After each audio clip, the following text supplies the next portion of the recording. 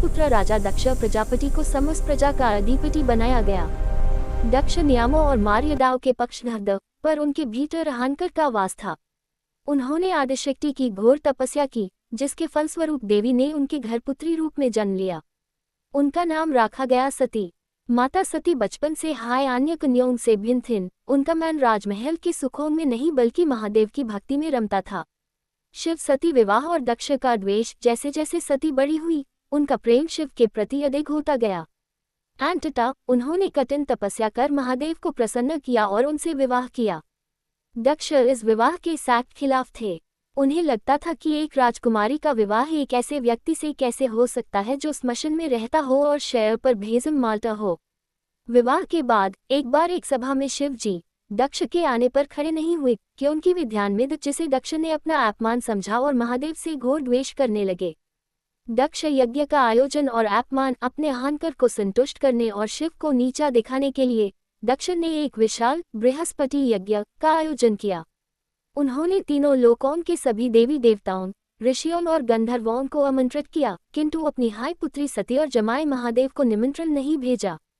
जब सती ने आकाश मार्ग से सभी देवताओं को अपने पिता के घर जाते देखा, तो उनका मन भी वहां जाने के लिए व्याकुल हो उठा। महादेव ने उन्हें समझाया कि बिना बुलाए जाना अपमान का कारण बन सकता है, किंतु सती ने टाका दिया कि पिता के घर जाने के लिए किसी निमंत्रण की आवश्यकता नहीं होती।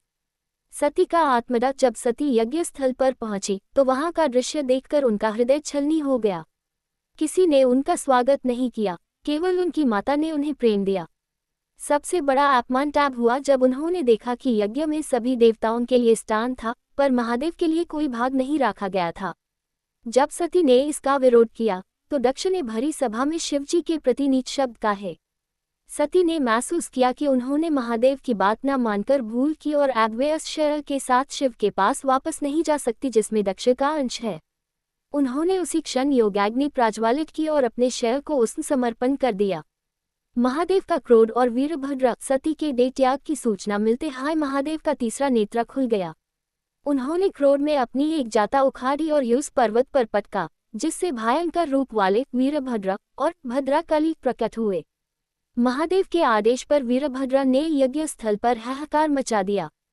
देवता भाग खड़े हुए और वीरभद्र ने दक्ष का सर काटकर उसी यज्ञ की अग्नि में स्वाहा कर दिया।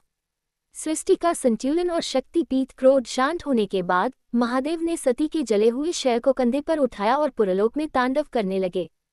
उनका विराग और दुख सृष्टि के लिए खतरा बन गया।